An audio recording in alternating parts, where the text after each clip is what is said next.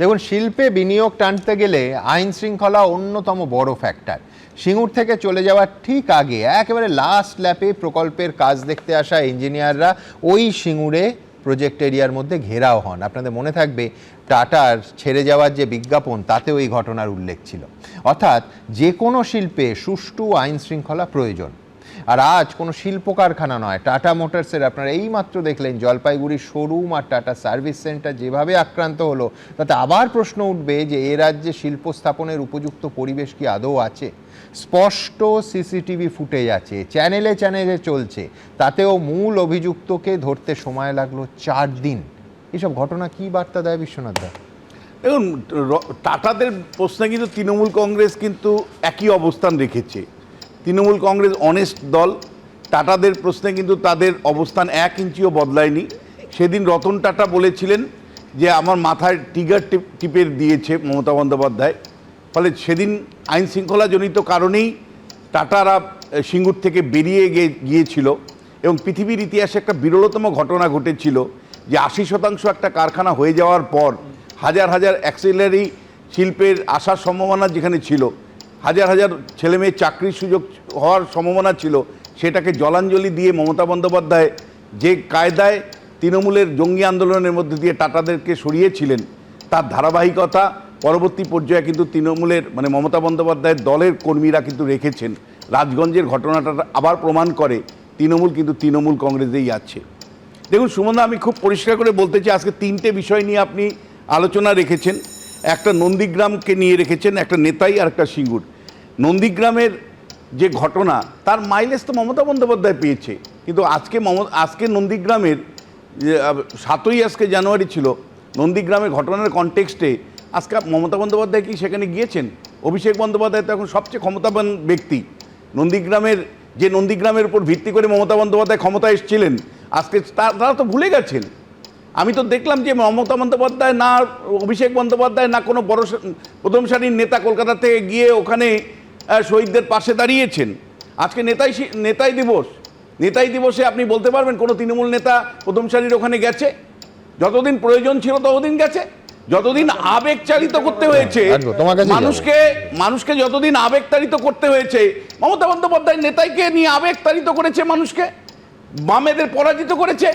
যতদিন সিঙ্গুর নিয়ে আবেগতাড়িত করার দরকার ছিল ভোটের রাজনীতির জন্য, ততদিন আবেগতাড়িত করেছে এবং বিপুল ভোটে জয়ী হয়েছে। আগামী দিনেও আপনি লক্ষ্য করবেন যেখানে যদি প্রয়োজন হয় আবার নতুন করে আবেগতাড়িত করবে এবং জয়ী হবেন। সিঙ্গুরের ক্ষেত্রে আমি বলতে পারি যে মমতা বন্দ্যোপাধ্যায় দিনের পর দিন এই সিঙ্গুরের মানুষকে নিয়ে অবশ্যই আন্দোলন করেছিলেন, যতদিন পর্যন্ত তার মনে হয়েছিল যে এই সিঙ্গুরে যাওয়া দরকার, বাৎসরিক অনুষ্ঠানগুলোতে যেতেন। তার পরবর্তী পর্যায়ে যাদেরকে দরকার ছিল সেই সময় তাপসী মালিক তার বাবাকে নিয়ে রাজনীতি করা দরকার করেছেন, কিন্তু যখন মনে হয়েছে যে না এই লোকটাকে আমার দরকার নেই, ছেড়ে দিয়েছেন। রাজনীতিতে তো এটা মানে সবসময় হয়। কিন্তু যে প্রশ্নটা আমি রাখতে চাই যে দেখুন, আজকে প্রধানমন্ত্রী আসছেন, এর আগে এত বড় স্তরের নেতা সিঙ্গুরের মাটিতে কখনো আসেননি। আমি মানে প্রত্যাশা করব যে রাজনীতির বিভেদ ভুলে গিয়ে, এবং যদিও বিজেপির সবচেয়ে বড় প্রতিপক্ষ হলো বামেরা, কিন্তু হয়তো ভুলে গিয়ে হয়তো প্রধানমন্ত্রী এমন কোনো ঘোষণা করবেন বা ইঙ্গিত দেবেন যেখানে দিনের শেষে সেই স্বপ্নের সদাগরকে আমরা স্মরণ করতে পারি। মনে রাখবেন, এই সিঙ্গুরকে কেন্দ্র করে এবং তার আগে বুদ্ধদেব বাবু কিন্তু অল্প বয়সী যুবক যুবতীদের জন্য যে স্বপ্ন দেখিয়েছিলেন, সেই স্বপ্ন কিন্তু আর পরবর্তী সময় কোনো মুখ্যমন্ত্রী দেখাতে পারেননি। স্বাধীনতার পরে বিধানচন্দ্র রায়ের নেতৃত্বে একের পর এক শিল্প গড়ে উঠেছিল, আমাদের শিক্ষিত মধ্যবিত্ত সমাজ গড়ে উঠেছিল, একটা স্বপ্নের সদাগর ছিলেন বিধানচন্দ্র রায়। ঠিক একইভাবে দীর্ঘ খরার পরে বামেদের দ্বারাই হয়তো অনেক শিল্প বন্ধ হয়েছিল, কিন্তু বুদ্ধবাবু দলের বাইরে গিয়েও তিনি যে উদ্যোগ নিয়ে, যে স্বপ্ন নিয়ে সিঙ্গুরের কারখানা গড়ার স্বপ্ন দেখেছিলেন, 54টা ইঞ্জিনিয়ারিং কলেজ প্রতিষ্ঠা করেছিলেন, ডু ইট নাও স্লোগান দিয়েছিলেন, সেই স্বপ্নের সদাগরের জন্য অন্ততপক্ষে প্রধানমন্ত্রী যদি একটা শিল্প তালুক করেও তার নাম বুদ্ধদেব ভট্টাচার্য নগর রাখেন, তাহলে কিন্তু তাকে স্যালুট জানাবো। যে মতাদর্শের বাইরে গিয়েও অন্ততপক্ষে ওই স্বপ্ন দেখা, বাঙালিকে অন্তত শিল্পমুখী করার জন্য একটা শিক্ষিত মধ্যবিত্ত বাঙালি সমাজ গড়ে তুলবার জন্য বুদ্ধবাবু যে স্বপ্ন আমাদের দেখিয়েছিলেন, সেই স্বপ্ন হয়তো আমরা নিজেরাই ধ্বংস করেছি, রাজনীতির কারণে আরও ধ্বংস হয়েছে। কিন্তু এই স্বপ্ন কিছুটা সার্থক করে প্রধানমন্ত্রী যদি তার নামে বুদ্ধদেব নগর নাম দিয়ে বা শিল্প তালুক নাম দিয়ে যদি একটা অন্তত কিছু করে দেখান, তাহলে কিন্তু বাঙালি চিরকাল প্রধানমন্ত্রীকে মনে রাখবে। আমরা সেই দিক থেকেই প্রধানমন্ত্রী সফরকে দেখতে চাই। বিশ্বনাথ দা, পুরো বক্তব্যটা আমি ঠিক করে বুঝলাম না, একটা হজবর হলো, কি বললেন কোনখান থেকে। প্রথম কথা, কয়েকটা জিনিস আগে ক্ল্যারিফাই করি। নেতায়ে প্রত্যেক বছর রাজ্যের পক্ষ থেকে প্রতিনিধি যায়, এবারও গেছিল, উনি দেখতে পাননি, সেটা ওনার সমস্যা। এবং প্রত্যেকটা জায়গাতে মমতা বন্দ্যোপাধ্যায়ই যাবেন এরকমটা নয়, তার আরও বিভিন্ন কাজ থাকে, কিন্তু রাজ্য থেকে প্রতিনিধি পাঠানো হয়, এবারও হয়েছিল, প্রত্যেকবার হয়। এক, দ্বিতীয় কথা হচ্ছে, উনি বললেন যে হাজার হাজার লোকের চাকরি হয় অটোমোবাইল ইন্ডাস্ট্রিতে। আমি ইন্ডাস্ট্রির টাইপ নিয়ে বলছি, অটোমোবাইল ইন্ডাস্ট্রিতে হাজার হাজার লোকের চাকরি হওয়া সম্ভব না। ইন্ডাস্ট্রি করা উচিত তাই নিয়ে এতক্ষণ বিতর্ক হয়েছে। আমি এই তথ্য দুটো দিচ্ছি। 3 নাম্বার, উনি বললেন বুদ্ধদেব ভট্টাচার্য ব্যক্তিগতভাবে, আবার বলছি ব্যক্তিগতভাবে আমি বুদ্ধদেব ভট্টাচার্যকে সম্মান করি, যথেষ্ট শ্রদ্ধা করি, সেটা তার অন্য কারণে। কিন্তু উনি মধ্যবিত্তদের স্বপ্নের নায়ক তৈরি হয়েছিলেন, প্রচুর ইন্ডাস্ট্রি করেছিলেন, কি কি করেছিলেন তার লিস্ট যদি বিশ্বনাথ দা দিতে পারেন। তার সঙ্গে নরেন্দ্র মোদী সম্পূর্ণ আদর্শগতভাবে মানে উল্টো দিকে দাঁড়িয়ে থাকা একটা মানুষ, তিনি শিল্প নগরী তৈরি করে তার নাম বুদ্ধ নগরী করে দেবেন। মানে উনি কোন জগতে থাকেন আমি বুঝলাম না। পুরোটা হজবরলত থেকেও একটা খারাপ ন্যারেটিভ তৈরি। আমার প্রশ্ন হচ্ছে যে একজন প্রাক্তন মুখ্যমন্ত্রী তার যদি স্বপ্নটা কিছুটা পূরণ করেন আরেক পরবর্তী পর্যায়ে কোনো প্রধানমন্ত্রী, তার মধ্যে কি কোনো অন্যায় আছে, কোনো হজবরল আছে?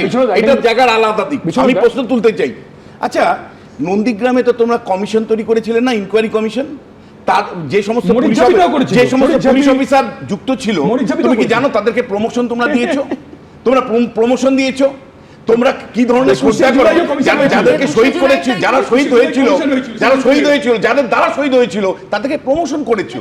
আর নেতায় রামশ্যাম পাঠিয়ে দিলে, করছেন যার বিরুদ্ধে বাংলার মানুষ নেমেছিল, শহীদ দিবসে পাঠিয়ে দিলে, পুলিশরা গুলি চালিয়েছিল, তারা কাউরি নির্দেশে চালিয়েছিল। পুলিশ এমনি গুলি চালায় না, তোমার পুলিশ এমনি চালায় তার জন্য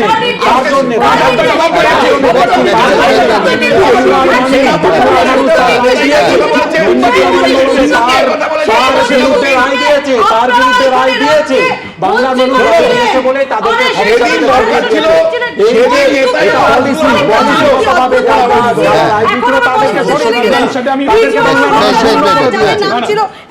অদ্ভুত কিরকম বিচারিতা চিন্তা করুন।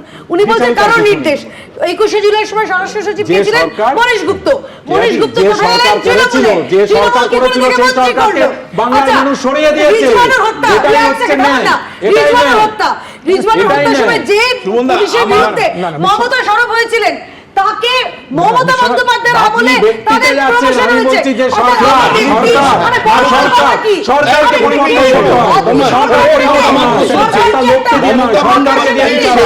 নেতায়ের লাশ দরকার ছিল, সেদিন সিঙ্গুরের লাশ দরকার ছিল, সেদিন নন্দীগ্রামের লাশ দরকার ছিল, লাশ সেখান থেকে এনে প্রদর্শন করা হয়েছে।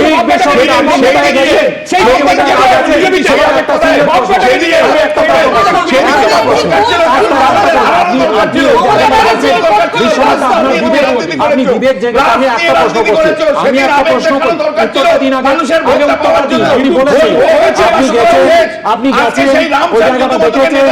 আমি 30 বার গেছি, আমি 30 বার গেছি। যে জায়গাটায় শহীদ হয়েছে, যে বাড়ি থেকে গুলি চালানো হয়েছিল, সেটা থেকে আপনি এখানে বসে। এবিপি আনন্দ এগিয়ে থাকে, এগিয়ে রাখে।